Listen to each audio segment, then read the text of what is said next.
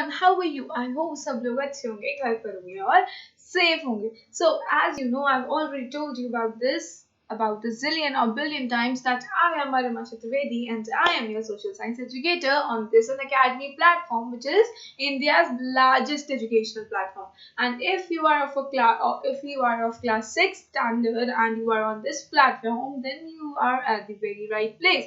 And if your brothers and sisters who are studying in 7th or 8th also need the help of an academy, what need? They should learn from an academy, right? Because why not? So go ask them and tell them कि भाई मैं तो अन academy से पढ़ ही रहे हैं और आप लोग भी जाओ और अन अकेडमी से पढ़ो. ठीक है. So moving on. क्या बताया था मैंने आपको? कुछ बताया ना, भूल रही हूँ ना शायद. ओह यस, याद आ गया. क्या था वो? Pause the video, hit the subscribe button, like and share the video, hit the bell icon to never miss any video from Unacademy. क्योंकि भाई पढ़ने के लिए तो क्या जरूरी है? अटेंशन जरूरी है. और अगर जैसे ही Unacademy कोई वीडियो आती है तो आपको सबसे पहले देखना है, राइट? तो उसे शेयर करो, लाइक करो और stay tuned to Unacademy. So as you already know कि भाई मैं तो यहाँ पे रोज आऊंगी. रोज मतलब रोज आऊंगी. तो ध्यान से यहाँ पे सब्सक्राइब कर लेना, बेल आइकन हिट कर लेना, बिकॉज यहाँ पे मैं रोज आऊंगी, रोज नए नए लेसन पढ़ाऊंगी. ठीक है. So stay tuned to Unacademy. तो आज का टॉपिक क्या है? टॉपिक है मोशंस ऑफ द अर्थ. अब बोलोगे वो तो हमें पता है कि अर्थ घूमता है, ये तो हमने बहुत बार सुना है. सुना तो हो गई आपने अर्थ के बारे में कि घूमता है. नहीं सुना? चलो ठीक है, मैं बताती हूँ. पहले आप लोग मेरे को ये बताओ कि अगर आप किसी दिन स्कूल में लेट हो गए या आपने यूनिफॉर्म अच्छी नहीं पहनी, प्रॉपर डिसिप्लिन यूनिफॉर्म नहीं पहनी, तो क्या होगा? तो आपके पीटी टीचर आएंगे और बोलेंगे कि भाई ग्राउंड के लैप्स लगाओ, ग्राउंड के राउंड्स लगाओ, राइट? यही बोलेंगे कि पूरी फील्ड में भागकर वापस आओ. और उसी दिन सपोज आपका डांस का क्लास है. अब आपने क्या किया? अब आप जब डांस क्लास में गए तो आपकी डांस टीचर कहती है कि मेरे को दिखाओ कि कौन अपनी जगह पे खड़े होके इतने बार राउंड्स ले सकता है, यानी कि स्पिन कर सकता है. ठीक है. तो आपने दोनों करके दिखा दिया, यानी कि आपने ग्राउंड के राउंड्स भी लगा लिए, ग्राउंड के चक्कर भी लगा दिए, लैप्सेस भी लगा दिए, एंड व्हाट एल्स, आप एक जगह खड़े होके ऐसे घूमने भी लग गए, जैसे कि स्पिन करते हैं हम लोग. ठीक है. कैसे किया आपने? वैसे ही जैसे आपने लट्टू का नाम सुना है ना. लट्टू क्या होता है? ऐसे करके यूं घुमा दो, ऐसे स्ट्रिंग खींच दो, तो क्या होगा? वो ऐसे ऐसे करके घूमने लग जाएगा. कैसे? नीचे कोनिकल सा शेप होता है, वो ऐसे ग्राउंड पे रहता है और वो ऐसे ऐसे ऐसे ऐसे घूमता रहता है. ठीक है. तो अब क्या है, हम इन्हीं चीजों के बारे में पढ़ने जा रहे हैं, पर ह्यूमंस की नहीं, मेरी आपकी नहीं, हम पढ़ने जा रहे हैं अर्थ के बारे में. ठीक है. Because geography is all about earth, right? So moving on into the topic. Moving on. Yes. तो क्या बताया था मैंने आपको कि जैसे कि आप दो बार आपने मूवमेंट किया. कैसा मूवमेंट किया आपने? एक बार तो पूरे ग्राउंड का चक्कर लगाया और एक बार आपने डांस क्लास में खड़े होके अपने ऐसे ऐसे अपने चारों तरफ ही घूमते रहे, राइट? तो अब ऐसे ही अर्थ जैसे बोर हो जाता है. ठीक है. क्यों? क्योंकि वो तो एक जगह पे खड़ा हुआ था. बहुत सालों पहले अर्थ एक जगह पे खड़ा हुआ था. फिर क्या हुआ? फिर ये हुआ कि उसके सारे दोस्त भी इधर उधर थे, यानी कि मार्स और वीनस भी बहुत दूर दूर थे. और दो उसके नेबरिंग प्लैनेट्स तो हैं, मैंने आपको बताया था पिछली वीडियो में. और अगर आपको नहीं पता तो आपको क्या करना है? आपको वो वीडियो देखना है इस वीडियो देखने के बाद. ठीक है. तो क्या बताया था मैंने आपको ये बताया था कि जो अर्थ है, अर्थ के इधर और इधर क्या है? मार्स और वीनस, राइट? सही बोल रही हूँ क्या मैं? बिल्कुल सही बोल रही हूँ. तो क्या हुआ? फिर जब अर्थ के इधर उधर नेबरिंग प्लैनेट्स कौन है उसके? मार्स और वीनस. अब जब मार्स और वीनस नेबरिंग प्लैनेट है, पर उनसे बात तो वो कर नहीं सकता ना, तो उसके पास मोबाइल फोन है और वो इतने दूर है उससे कि वो अगर वो कुछ बोलेगा तो उनके पास आवाज नहीं आती. ऐसे कैसे फ्रेंड्स हुए? तो उसने क्या बोला? उसने बोला मैं बैठे बैठे बोर हो रहा हूँ और मैं क्या कर रहा हूँ? मैं फैट गेन कर रहा हूँ. तो सन ने उसे क्या बोला? जैसे आपके पीटी टीचर ने बोला था कि ग्राउंड के लैप्स लगाओ, तो सन ने उससे बोला कि चलो तुम भी शुरू हो जाओ और मेरे चक्कर लगाओ. ठीक है. और वो जहाँ पे चक्कर लगाता है उसे ग्राउंड नहीं कहते, उसे कहते हैं ऑर्बिट. ठीक है. वो जिस पे चक्कर लगाता है, जैसे आपने देखा होगा कि जब आप सर्कुलर ट्रैक पे, यानी कि जब आप ट्रैक पर रन करते हो तो जैसे व्हाइट कलर के दो लाइंस बना दिए जाते हैं, जिसका मतलब होता है अगर आप अपने ही लाइन के अंदर भागोगे. ठीक है. तो ऐसे ही सन ने क्या किया? सन ने अर्थ के लिए एक लाइन बना दिया और उसने उससे क्या बोला है, उसने बोला है कि भाई आपको भी जब मेरे चारों तरफ घूमना है तो आपको इसी ऑर्बिट में रह के घूमना है, यानी कि इसी पाथ पर रह के घूमना है, और उस पाथ को हम कहते हैं ऑर्बिट। ये भी मैंने आपको पहले वाले वीडियो में बता दिया, राइट। तो अब क्या था, अर्थ ने पहले तो ऐसे ऐसे मूवमेंट चालू किया, फिर उसने बोला नहीं अब तो मेरे को और मजे लेने हैं, मेरे को तो थोड़ी सी डांसिंग भी करनी है। तो उसने क्या किया, तो उसने अपनी ही जगह खड़े रह के, यानी कि एक ही एक्सिस पर ऐसे स्पिन करना स्टार्ट किया, जैसे कि आप कर रहे थे, एक ही जगह खड़े रह के ऐसे ऐसे ऐसे ऐसे गोल गोल घूम रहे थे, ठीक है, जो डांस क्लास, वैसे ही अर्थ ने भी किया। अर्थ ने क्या किया, अर्थ ने ऐसे ऐसे घूमना स्टार्ट कर दिया। तो अब क्या हो गया, अर्थ के दो टाइप के मोशन होते हैं, ठीक है, कैसे कैसे क्या बताया मैंने आपको, एक बताया जो वो सन के चारों तरफ घूमता है, और एक ही एक्सिस पर ऐसे ऐसे ऐसे ऐसे करके रोटेट होता है, यानी कि स्पिन होता है, ठीक है। तो अब बड़ा वाला क्या होगा, बड़ा वाला वो होगा जो वो सन के चारों तरफ घूमता है, क्योंकि सन तो अर्थ से बहुत बड़ा है, मैंने आपको बताई थी ये बात। तो रेवोल्यूशन बड़ा वर्ड है, तो किससे रिलेट हो सकता है, वो सन और अर्थ के मूवमेंट से रिलेट हो सकता है, यानी कि जब अर्थ सन के चारों तरफ होता है तो वो ज्यादा एरिया कवर करता है, ज्यादा बड़े से सर्कल में घूमता है, तो यानी कि वो क्या हो गया, वो हो गया रेवोल्यूशन। और जो वो अपने ऐसे ऐसे घूमता है, स्पिन करता है अपनी एक्सिस पर, उसे बोलते हैं रोटेशन। तो एक्सिस तो मैंने आपको बता दी थी, तो वो क्या करता है, वो एक जगह खड़े होकर रोटेट नहीं करता, वो अपने एक्सिस के अराउंड स्पिन करता है, यानी कि अगर उसका एक्सिस ये है तो अर्थ कैसे मूव करेगा, अर्थ ऐसे मूव करेगा। आगे बात समझ में, तो क्या है रोटेशन, आई थिंक आपको समझ में आ गया। रोटेशन क्या है, एक्सिस के अराउंड जो सन स्पिन करता है, that is rotation. Now what is revolution, revolution होता है जब अर्थ सन के अराउंड अपनी ही ऑर्बिट में चक्कर काटते रहता है, तो हम उसे कहते हैं revolution. Now we are going to study about this revolution, rotation and all the things that are related to this kind of motion, right? Moving on, तो मैंने आपको बताया था रोटेशन क्या है, जैसे कि आपको ऊपर वाली पिक्चर में दिख रहा है, अर्थ जो है वो अपनी रेड कलर की जो टूथपिक है, टूथपिक क्या है, वो एक्सिस है, और ऐसी एक्सिस असलियत में नहीं होती, ये क्या है, ये सिर्फ एक इमेजिनेशन है। अब हम जो भी पढ़ेंगे वो सब इमेजिनेशन है, ऑल दो जो ये रोटेशन रेवोल्यूशन बता रही हूँ ना, ये इमेजिनेशन नहीं है, ये सच में होती, ठीक है। जो भी जिसकी भी लाइंस बताऊं, ऑर्बिट बताऊं, एक्सिस बताऊं, वो सब क्या होगी, इमेजिनेशन, ठीक है। तो इमेजिन करते रहना, और सबके लिए मैंने पिक्चर्स लगा दिए, तो पिक्चर्स से रेफरेंस ले सकते, ठीक है। तो रोटेशन क्या था, रोटेशन था जब अर्थ अपने ही एक्सिस के अलोंग मूव करता है, अपनी ही एक्सिस के अलोंग स्पिन करता है, ठीक है। अब जैसे आप देख रहे हो ऊपर वाली पिक्चर में क्या हो रहा है, अर्थ ऐसे ऐसे ऐसे ऐसे घूम रहा है, पर क्या वो अपनी जगह से हिल रहा है, नहीं, वो सिर्फ अपनी एक्सिस के अराउंड में घूम रहा है, ठीक है। अब क्या था, अब आता है रेवोल्यूशन। अब आप जब नीचे वाला पिक्चर देखोगे तो क्या आपको क्या पता चलेगा, आपको पता चलेगा कि ये जो व्हाइट कलर की लाइन है, ये छोटी सी पतली सी बिल्कुल, इस पर अर्थ मूव कर रहा है। अब अर्थ यहाँ से चला है और चलते चलते पूरा पूरा पूरा पूरा सर्कल कंप्लीट करके वापस यहाँ आ जाएगा, यानी कि उसका वन रेवोल्यूशन कंप्लीट हो गया। और जब अर्थ ऐसे घूमता है, ऐसे करके ऐसे घूमता है, अगर अर्थ ने यहाँ से स्टार्ट किया और अर्थ घूम के वापस उसी पोजीशन पर आ जाता है, तो उसे क्या बोलते हैं, वन रोटेशन, ठीक है। तो रोटेशन तो आपको समझ में आ गया, एक्सिस के अलोंग होता है, और रेवोल्यूशन ऑर्बिट पर होता है, ठीक है। यानी कि जो सन है उसके चारों तरफ उसने ऑर्बिट बना रखी थी, और उसी ऑर्बिट पे जब अर्थ पूरा एक सर्कल कंप्लीट कर लेता है, जब पूरा एक राउंड कंप्लीट कर लेता है, तो उसे हम बोलते हैं रेवोल्यूशन, ठीक है। अब क्या होता है, अब मैं आपको एक और बात बता दूं, ऐसा नहीं होता कि अर्थ जो है पहले ऐसे से घूमेगा, फिर वो पॉज करेगा, फिर वो ऐसे घूमेगा, नहीं। अर्थ क्या करता है, अर्थ साथ में रोटेशन भी करता है और रेवोल्यूशन भी करता है, यानी कि अर्थ ऐसे ऐसे ऐसे ऐसे घूमता जा रहा है। समझ में आया, नहीं आया, तो आपने मैगी देखी है, बिल्कुल वैसी, गलत रेफरेंस हो गया, सॉरी, गलत एग्जांपल हो गया।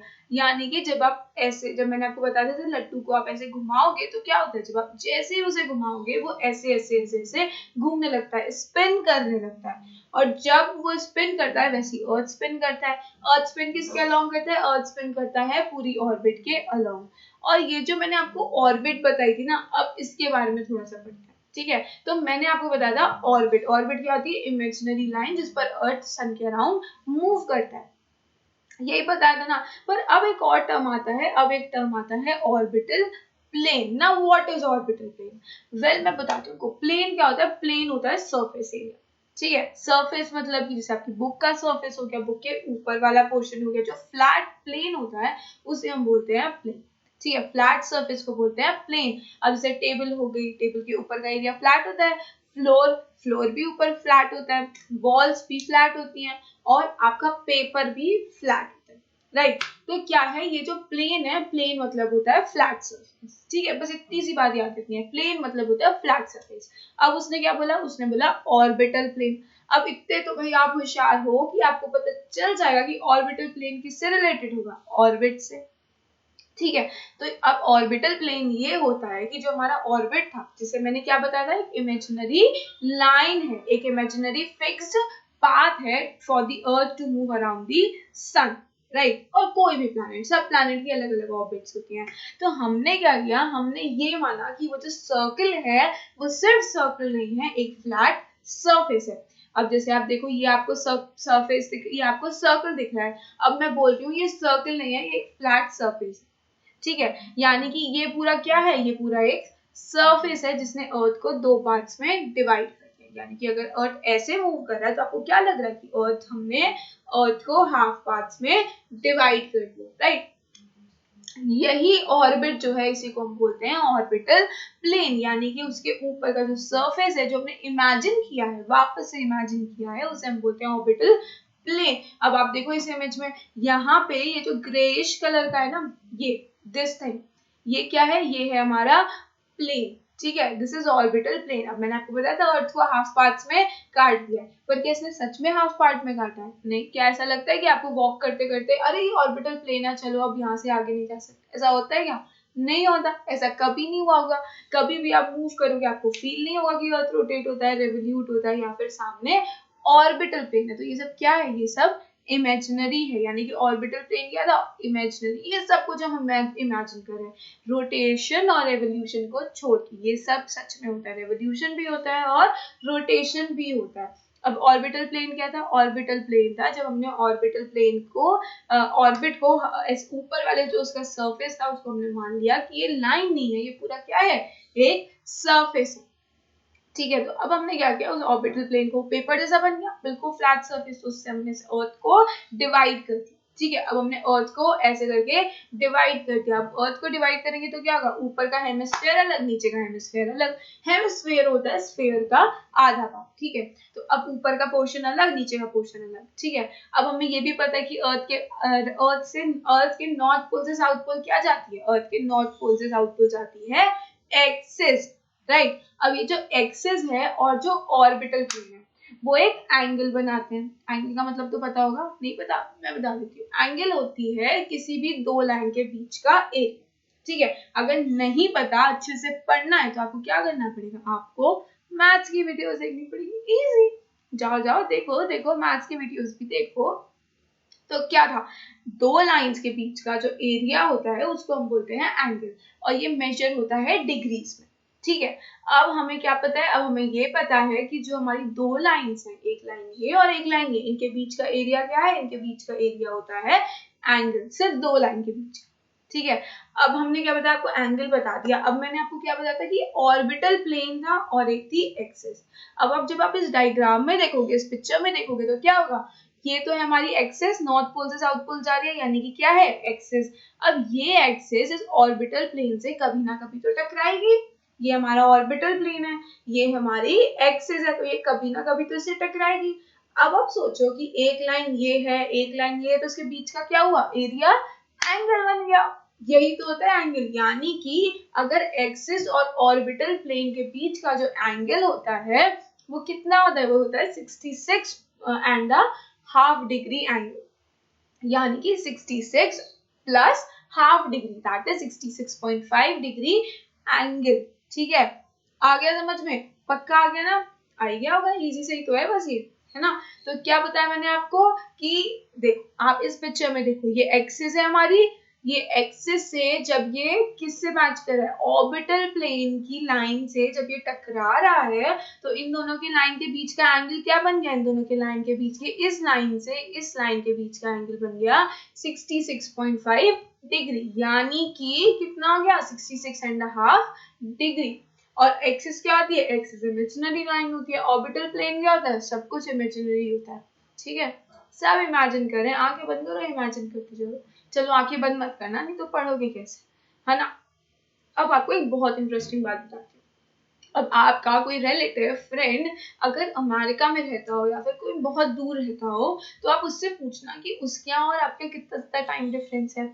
होता है ना, अगर आप अमेरिका कॉल करोगे इस टाइम पे तो क्या होगा, वो बोलेंगे कि भाई यहाँ पे तो रात हो रही है। अगर आप सुबह के टाइम कॉल करोगे अमेरिका में तो वहां पे रात हो रही होगी, और अगर आप रात के टाइम कॉल करोगे तो वहां पे सुबह हो रही होगी, जस्ट ऑपोजिट होता है। ठीक है, अब ऐसा क्यों होता है, सोचा है कभी क्यों होता है? वेल क्या होता है कि जब हमारा अर्थ सन के सामने होता है तो मैंने बताया था अर्थ ऐसे रहता है, थोड़ा सा टिल्टेड वे में रहता है। ठीक है, एक्सिस के ऐसे करके अर्थ है हमारा। अब ये तो अर्थ है, यहाँ पे सन है। सन ने क्या किया, अपनी रोशनी यानी कि अपनी लाइट अर्थ को दी, जैसे हमने पढ़ा था पहले भी चैप्टर में पढ़ा था, इसमें भी हमने पढ़ा कि सन अपनी रोशनी अर्थ को दे रहा है। पर जब उसने अपनी रोशनी अर्थ को दी तो क्या हुआ, तो उसके सिर्फ आधे पोर्शन में लाइट मिली। अब आप जैसे सपोज आप अपने फोन की फ्लैश लाइट जला लो, ठीक है, अब आपने अपने फोन की फ्लैश लाइट जला के रूम की लाइट्स तो ऑफ कर दी, फ्लैश लाइट जला के सामने रख दी, उसके सामने आप खड़े हो गए, तो आपके आगे वाले पोर्शन पे तो जिस साइड पे आपने अपना अगर आपने अपना फेस फ्लैश की तरफ कर रखा है तो उस साइड वाला वो जो फेस है आपका वो तो लाइटेड रहेगा, पर जो बैक सरफेस है वो डार्क रहेगा, है ना। ऐसे ही होता है ना, तो ऐसे ही अर्थ के साथ होता है। अर्थ जब सन के सामने आता है तो अर्थ तो स्फेरिकल शेप है, यानी कि अगर मैं सन की रोशनी ऐसे करती हूँ तो इसके पीछे वाला पार्ट कैसा हो जाएगा, डार्क हो जाएगा, यानी कि वहां पे नाइट रहेगी, और आगे वाले साइड पे क्या रहेगा, सन, यानी कि डे रहेगा। ठीक है, सो अब क्या होता है, ये जो अर्थ का डे और नाइट होते हैं ये इसी पर डिपेंड करती है कि अर्थ रोटेट होता है। अब अर्थ रोटेट होगा तो क्या होगा, जहां पे पहले दिन थी 24 घंटे बाद वहां पे रात हो जाएगी। 24 घंटे बाद कैसे, वो मैं आगे बताऊंगी। तो क्या हुआ कि जो अर्थ था, earth receives light from the sun due to spherical shape of the earth, only half of it gets the sun at a time, यानी कि जो लाइट होती है सन की वो आधे टाइम ही अर्थ को मिलती है। अब आप देखो यहाँ पे इस इमेज में क्या हो रहा है, ये जो अर्थ है उसके हाफ पोर्शन में डे और हाफ पोर्शन में नाइट है। जो पोर्शन सन के सामने नहीं है वहां पे नाइट हो जाती है, और जो पोर्शन सन के सामने है उसमें डे होता है। ठीक है, क्लियर है। अब क्या होता है, जहां पे जो ये लाइन है कि देखो आप जब ये जो अर्थ है इसको हमने हाफ पार्ट में डिवाइड कर दिया, एक तरफ नाइट एक तरफ डे, तो ये जो लाइन होती है ना इसे हम क्या कहते हैं, इसे हम कहते हैं सर्कल ऑफ इल्यूमिनेशन। इल्यूमिनेशन मतलब होता है लाइट। ठीक है, तो सर्कल ऑफ इल्यूमिनेशन किसे कहते हैं, the circle that divides the earth into two parts where the first part has the night and the other half has the day। ठीक है, इसी को हम बोलते हैं the circle of illumination। the circle that divides the day from night on the globe is called the circle of illumination। आप देख रहे होगे कि ये जो लाइन है ना इसने अर्थ को दो पार्ट्स में डिवाइड कर दिया, एक तरफ नाइट है एक तरफ डे है, और इसी लाइन को हम बोलते हैं सर्कल ऑफ इल्यूमिनेशन। ठीक है, ऐसी कोई लाइन हमने बनाई नहीं है अर्थ पे, भगवान जी ने भी नहीं बनाई है, किसी ने नहीं बनाई है, पर बात क्या है, बात है कि हमने सब कुछ इमेजिन कर लिया है। और ऐसा तो होता ही है कि एक साइड रात और एक साइड दिन होता है, तो फिर क्यों नहीं हम उसको सर्कल ऑफ इल्यूमिनेशन कहते। ठीक है, आगे समझ में, यानी कि जो सन की तरफ जो फेज होता है अर्थ का, हाफ पोर्शन ऑफ द अर्थ, वहां पे लाइट होती है, वहां पे डे होता है, और अदर हाफ में क्या होता है, अदर हाफ में नाइट होती है। ठीक है, मूविंग ऑन, अब क्या आता है, earth takes about 24 hours to complete one rotation about around its axis, यानी कि जब अर्थ है वो जब रोटेट करता है तो वो क्या करेगा, उसे पूरे 24 घंटे लगेंगे कैसे रोटेट करने में, कंप्लीट एक राउंड लगाने में। यानी कि जिस पॉइंट से उसने स्टार्ट किया था वो वापस से वही पॉइंट पर आ जाएगा, तो उसे 24 घंटे लगेंगे। इसलिए 24 घंटे में हमारा दिन बदल जाता है, आधे में रात होती है और आधे में दिन होता है। That is the cycle of 24 hours, और इसी को हम बोलते हैं अर्थ डे।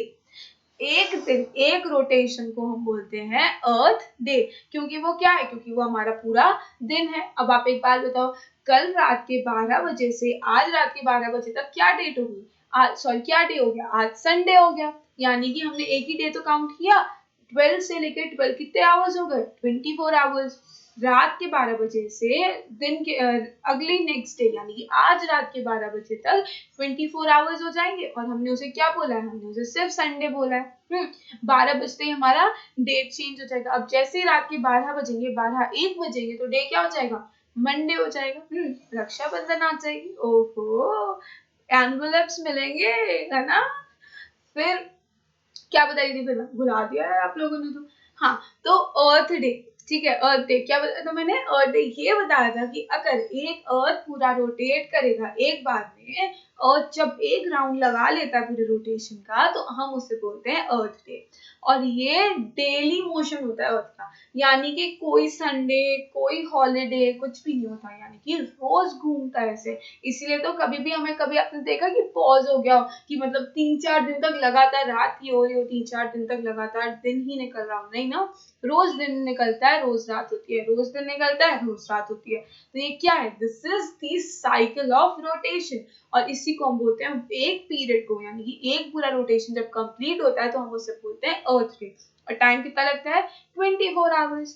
बस इजी, याद हो गया।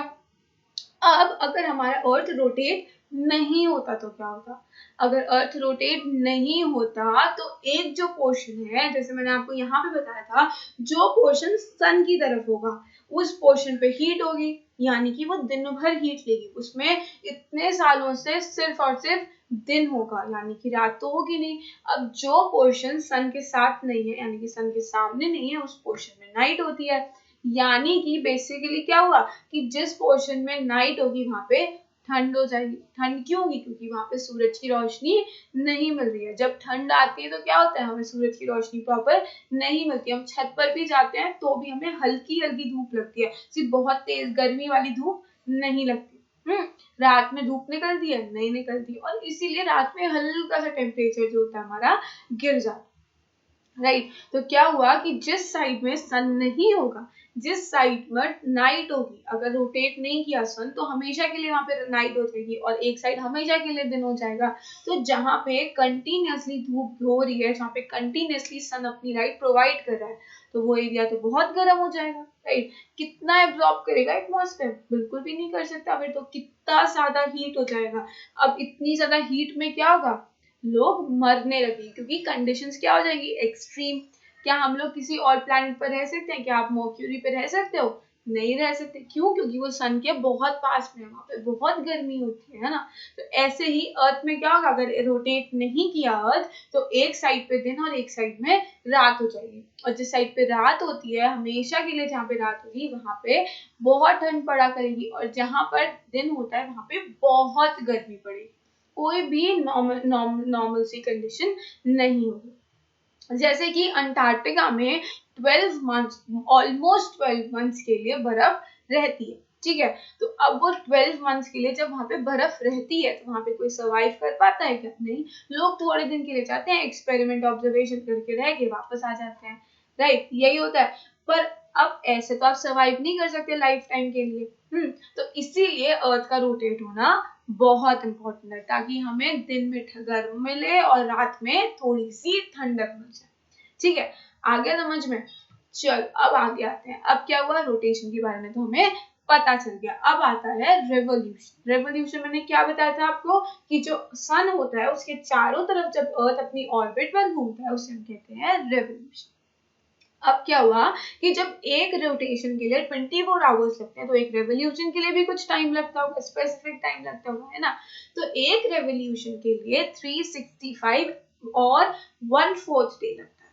ठीक है, 1/4 डे का मतलब क्या हो गया, पूरे दिन का 1/4 पार्ट, यानी कि 1 पार्ट। अगर मैंने पूरे दिन को 4 पार्ट्स में डिवाइड कर दिया, तो उसका सिर्फ एक पार्ट लगता है 365 and 1/4 days to complete a rotation.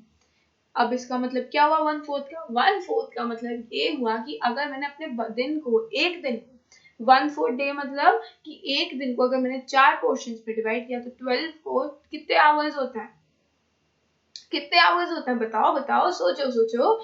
एक दिन में 24 आवर्स होते हैं। 4 से डिवाइड कर दिया तो कितना आया?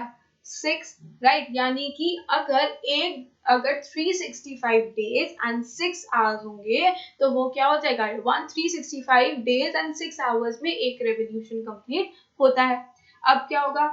अब अगर मैं 6 को 4 से मल्टीप्लाई कर दूं तो एक दिन आ जाएगा, यानी कि 6 4 24 and 24 is what? 24 is 1 day. 24 hours means 1 day. तो हमने क्या किया? हमने ऐसा माना ही नहीं। हमारे एक ईयर में कितने दिन होते हैं? एक ईयर में 365 डेज होते हैं, करेक्ट। यानी कि 365 डेज में, अब आप बोलोगे लीप ईयर भी तो आता है, लीप ईयर में तो नहीं होता, लीप ईयर में तो 366 डेज होते हैं, है ना। तो मैं वही बता रही हूँ आपको कि जब हम 365, और हमें कितना पता है? हमें पता है एक रेवोल्यूशन कंप्लीट होने में 365 और 6 आवर्स लगते हैं। 365 डेज एंड 6 आवर्स लगते हैं, ठीक है। तो अब हमने क्या किया? अब हमने 6 आवर्स को एलिमिनेट कर दिया और हम उन्हें जोड़ते गए। जैसे आप पिगी बैंक में अपने रुपए जोड़ते हो, तो हमने 4 साल तक हमने जो 4 साल तक जो हमने 6 घंटे जोड़े थे, 6 आवर्स जोड़े थे, और वो हमारा 4 साल बाद क्या हो गया? 4 into 6 that is 24. 24 hours is equal to 1 day. So that means 4 साल बाद हमारे पास एक दिन एक्स्ट्रा आ गया। और वो दिन क्या होता है? वो होता है February 29, करेक्ट। और जिस ईयर ये होता है 29 फरवरी, उस दिन क्या होता है? उस ईयर होता है लीप ईयर, और इसीलिए हर 4 साल में एक बार लीप ईयर आता है।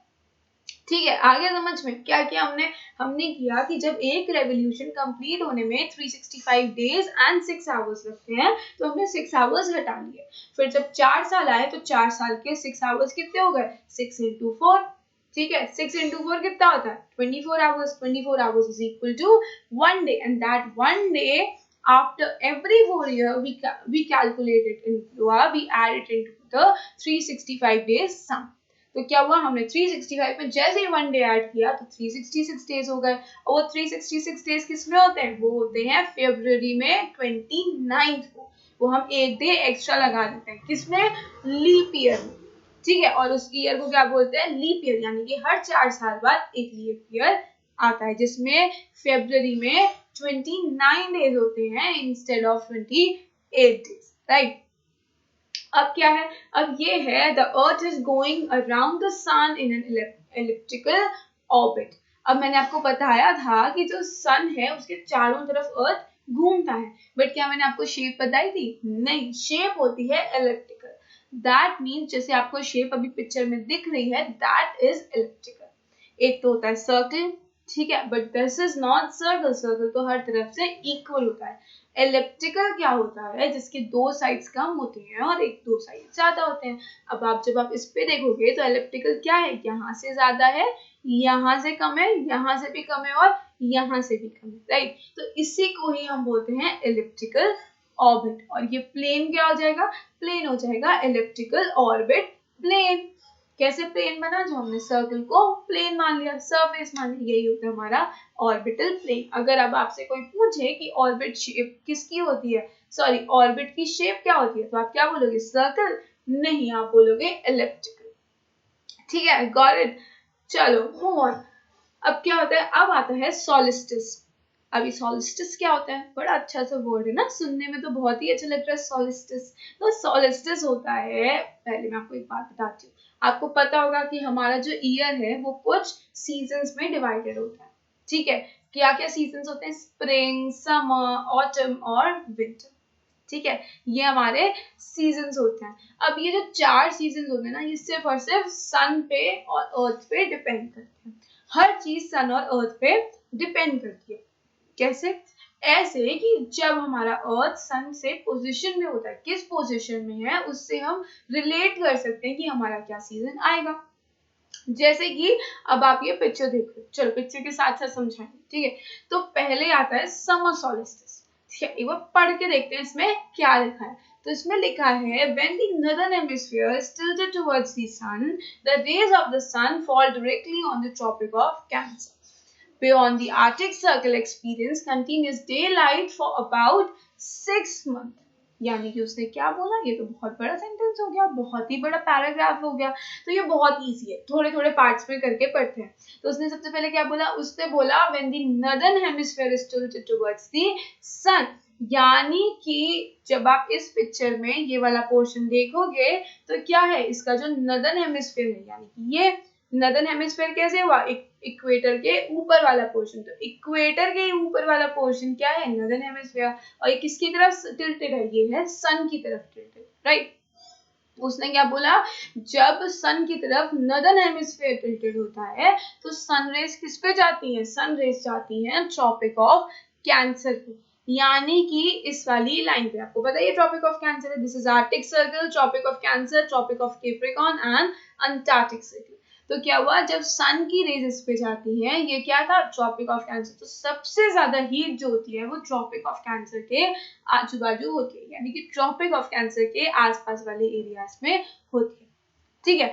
अब क्या होता है आर्टिक सर्कल पे, अब आप देखो यहाँ पे अर्थ ऐसे ऐसे ऐसे ऐसे घूम रहा है, ऐसे ऐसे घूम रहा है, पर जहां पर भी देखो आप, ये पूरे आर्टिक सर्कल में क्या होगा, पूरे आर्टिक सर्कल में हमेशा रोशनी रहेगी। और ये रोशनी क्यों रहती है, ये रोशनी इसीलिए रहती है क्योंकि नेक्स्ट 6 मंथ क्या होगा, लगातार 6 महीने तक आर्टिक सर्कल के ऊपर वाला जो एरिया, यानी कि जो हमारा नॉर्थ पोल वाला एरिया है, पोलर रीजन जो है, उसमें हमेशा 6 महीने तक लाइट रहती है। और ये क्यों होता है, क्योंकि जब नदर्न हेमिस्फीयर सन की तरफ है, तो आप देख सकते हो कि जो ये वाला पोर्शन है, चाहे मैं इसे कितना भी ऐसे ऐसे ऐसे घुमा दूं, आर्टिक सर्कल के ऊपर वाला एरिया हमेशा रोशनी में रहेगा।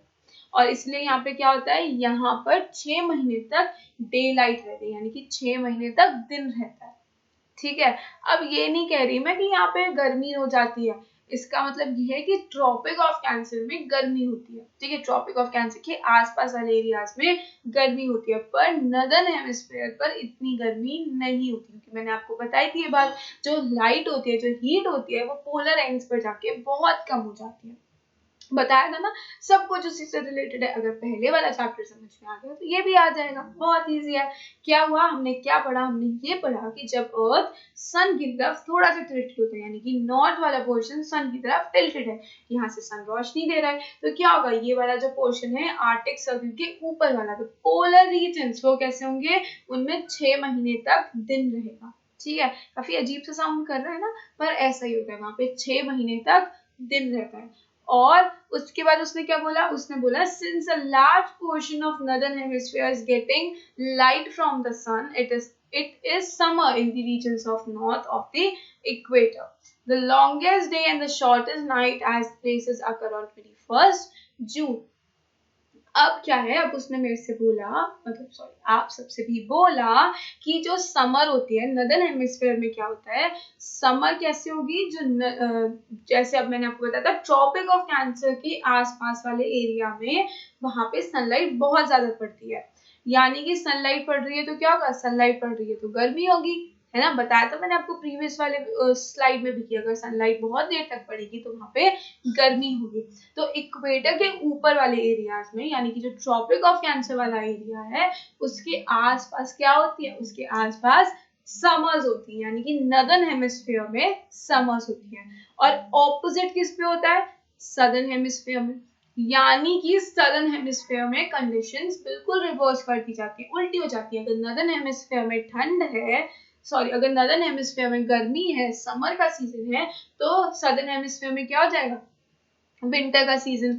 और इसी टाइम, इसी विंटर के इसी समर के सीजन में 21 जून को क्या होता है, 21 जून को लॉन्गेस्ट डे होता है और शॉर्टेस्ट नाइट होती है, ठीक है। याद रखिए डेट क्या है, 21 जून को क्या होता है, longest day and shortest night, और इसी पोजीशन को क्या कहते हैं हम, समर सॉल्स्टिस, ठीक है, इसको क्या कहते हैं, समर सॉल्स्टिस। और ये कौन सी पोजीशन है? ये वो पोजीशन है जब हमारा नदर्न हेमिस्फीयर सन की तरफ टिल्टेड होता है और इक्वेटर के ऊपर वाला जो एरिया है यानी कि जो नदर्न हेमिस्फीयर है वो सन की तरफ होता है। इसकी वजह से वहां पे तो होती है समर और जो सदर्न एरिया है उसमें होती है ठंड यानी कि विंटर सीजन। ठीक है, सीजन आ गए समझ में? आ गए। 6 महीने की गर्मी, 6 महीने के लिए ठंड। 6 महीने के लिए तो नहीं होती, खैर हमें तो पता है 6 महीने के लिए नहीं होती, बहुत ही 2 महीने के लिए ठंड आती है, पर ठंड बहुत ही अच्छा होता है ना। अब हम क्या पढ़ेंगे? अब हम पढ़ेंगे ठंड। एक बार आप डायग्राम देख लो, आई थिंक आपको ये चीज क्लियर हो जाएगी। समर सॉलिस्टिस में क्या होता है देख लो आप, यहाँ पे सन से अर्थ की तरफ क्या हो रहा है? रेजेस जा रहे हैं, सन की हीट जा रही है और क्या है यहाँ पे ये वाला जो पोर्शन है यहाँ पे क्या हो रहा है? यहाँ पे डे ऑब्जर्व हो रही है, 24 घंटे में वापस से कन्वर्ट हो जाएगा। 24 घंटे में 12 घंटे में वापस से दिन हो जाएगा, रात हो जाएगा। यही होता है, बताया था आपको, बताया था। तो अब क्या होगा? जैसे ही 12 घंटे होंगे तो दिन और रात तो पलट जाएगा। और ठंड और गर्मी कैसे होती है? ठंड और गर्मी ऐसे होती है, विंटर सीजन समर सीजन ऐसे आते हैं इक्वेटर के ऊपर वाले एरियाज में। In the summer solstice, in the northern hemisphere there is summer season and in the southern hemisphere there is winter season। एक चीज याद रख लो तो चीज याद हो जाएगी। नॉर्दर्न हेमिस्फीयर में जब समर सीजन होती है तब होता है समर सॉलिस्टिस। अब इसका उल्टा क्या हो जाएगा? अगर नदर्न हेमिस्फीयर में विंटर सीजन होता है तो क्या हो जाएगा? Winter solstice. और अब हम वही पढ़ेंगे, ठीक है। अब क्या होता है? 22 December the Tropic of Cancer receives direct sun rays of the sun as the south pole tilts towards it. As the sun rays fall vertically at the Tropic of Cancer at 23.5 degrees south, a large portion of the southern hemisphere gets light. Therefore, it is summer in the southern hemisphere with longer days and shorter nights. This reverse what happens in northern hemisphere. The position is of the earth called winter solstice. बहुत बड़ा है, नहीं समझ, जैसा मैंने आपको पहले बताया था बस वही इजी सा है। अगर नॉर्दर्न हेमिस्फीयर में क्या है? नॉर्दर्न हेमिस्फीयर अगर सन की तरफ टिल्टेड है तो नॉर्दर्न हेमिस्फीयर में गर्मी होगी, समर सीजन होगा। समर से क्या आता है? Winter solstice. ठीक है, northern region summer solstice and summer season. ठीक है, आगे समझ में। अब क्या है? अब है northern region winter solstice and winter season. ठीक है, यानी कि क्या हुआ? ये हुआ कि जब ट्रॉपिक ऑफ कैप्रिकॉर्न पे सन की डायरेक्ट लाइट होती है। क्यों होती है? जब आप ये वाला डायग्राम देखोगे ऑन 22 December जब साउथ रीजन में यानी कि जो सदर्न हेमिस्फीयर है वहां पे डे बड़े होते हैं और जो डेज बड़े होते हैं और नाइट शॉर्ट होती है। जबकि दिसंबर में हमारे यहाँ क्या होता है? हमारे यहाँ ठंड आ जाती है, रातें तो बड़ी हो जाती है और दिन छोटे हो जाते हैं, उल्टा होता है। इसको भी पढ़ लेते हैं। इसमें उन्होंने क्या बोला? उन्होंने बोला कि जब हमारा सदर्न साइड यानी कि जो साउथ पोल होता है वो होता है सन की तरफ टिल्टेड, तो क्या होगा? क्या नॉर्दर्न एरिया को लाइट्स मिलेंगी? नहीं मिलेंगी। अब आप देखो यहाँ पे सर्कल ऑफ इल्यूमिनेशन है और इस सर्कल ऑफ इल्यूमिनेशन में क्या होगा? इस सर्कल ऑफ इल्यूमिनेशन का मतलब ये है कि इधर रात होगी और इधर दिन होगा, राइट। अब क्या होगा? ये सर्कल ऑफ इल्यूमिनेशन तो हमने छोड़ दिया। इस साइड में सबसे ज्यादा धूप कहाँ होगी? सबसे ज्यादा हीट कहाँ होगी? At the region of Tropic of Capricorn. Tropic of Capricorn कहाँ होता है? इक्वेटर के नीचे यानी कि इक्वेटर के साउथ में। सो दैट मीन्स क्या हुआ? जो सदर्न रीजन होगा वो उस टाइम पे समर एक्सपीरियंस कर रहा होगा और नॉर्दर्न रीजन क्या होगा? नॉर्दर्न रीजन विंटर एक्सपीरियंस कर रहा होगा। यानी कि जहां पे विंटर होती है, अगर नॉर्दर्न रीजन को याद करके चलो, नॉर्दर्न रीजन में अगर विंटर होगी तो क्या होगा? Winter solstice. नॉर्दर्न रीजन में अगर समर्स होंगी तो समर सॉलिस्टिस। और अगर समर है, नॉर्दर्न रीजन में समर है तो क्या होगा? Summer solstice. और नॉर्दर्न रीजन किसकी तरफ टिल्टेड होगा? सन की तरफ। और अगर नॉर्दर्न रीजन में विंटर है तो क्या होगा? सन से दूर रहना पड़ेगा यानी कि away from the sun, tilted away from the sun. That means south region जो है वो होगा सन की तरफ। ठीक है, डायग्राम देख लो, समझ आ जाएगा, बढ़िया से ऐसी बना के आ जाना एग्जाम में। आ गया समझ में? सॉलिस्टिस आ गया समझ में? सॉलिस्टिस क्या था? विंटर सॉलिस्टिस और समर सॉलिस्टिस। क्लियर? अब क्या होता है? अब एक वर्ड आता है इक्विनॉक्स, ठीक है। अब व्हाट इज इक्विनॉक्स, अभी तो हम सोलिस्टिस पढ़ रहे थे, तो ऐसा सा ही कुछ टर्म होता है सोलिस्टिस जैसा इक्विनॉक्स। अब इसमें क्या होता है, इसमें ये होता है on 21st of March and September 23rd direct sun rays of the sun fall on the equator, यानी कि कहाँ पे होती है, इक्वेटर पे होती है। At this position neither of the poles is tilted towards the sun, so the whole earth experience equal days and equal nights. This is called equinox. equinox कहाँ से आया है, equinox आया है equal से, सिमिलर से साउंड कर रहा है, यानी कि जब इक्वल डेज और इक्वल नाइट्स होती हैं on days of 21st March and 23rd सितंबर, तो क्या होता है, जो सन रेज हैं वो इक्वेटर पर फॉल करती हैं डायरेक्टली टुवर्ड्स द इक्वेटर, और इस पोजीशन पर कोई भी पोल सन की तरफ टिल्टेड नहीं होता।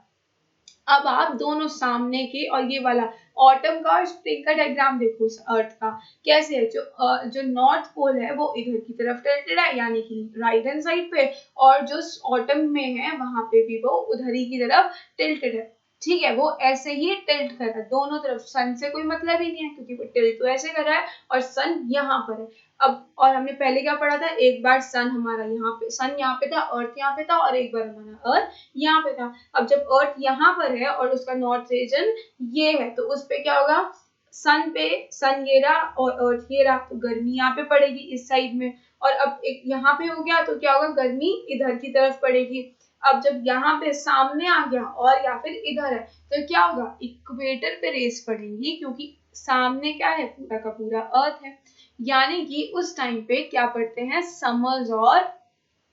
स्प्रिंग्स और ऑटम, और ये डे क्या होते हैं, 21st of March and 23rd of September, जहां पर जो डेज होते हैं वो इक्वल होते हैं, equal days and equal nights, और इसी को हम इक्विनॉक्स कहते हैं, ठीक है, इजी। अब वो क्या कहता है, on 23rd September it is autumn season in the northern hemisphere and spring season in the southern hemisphere. उसने क्या बोला, उसने बोला स्प्रिंग सीजन होता है नॉर्दर्न हेमिस्फीयर में, और ऑटम सीजन होता है नॉर्दर्न हेमिस्फीयर में, और स्प्रिंग सीजन होता है सदर्न हेमिस्फीयर में। जैसे कि हमें पता है उल्टा होता है, अगर नॉर्दर्न में विंटर्स हैं तो नीचे सदर्न में समर्स होंगी। सिमिलरली अगर एक याद रखना है, बस एक कौन सा याद रखना है, 23rd सितंबर को नॉर्दर्न हेमिस्फीयर में ऑटम होता है, यानी कि ऑटम सीजन होता है नॉर्दर्न हेमिस्फीयर में। 23rd सितंबर को ऑटम सीजन होता है नॉर्दर्न हेमिस्फीयर में, और इसका उल्टा क्या होता है, इसका उल्टा होता है कि 23rd सितंबर को स्प्रिंग सीजन होता है सदर्न हेमिस्फीयर में, ठीक है।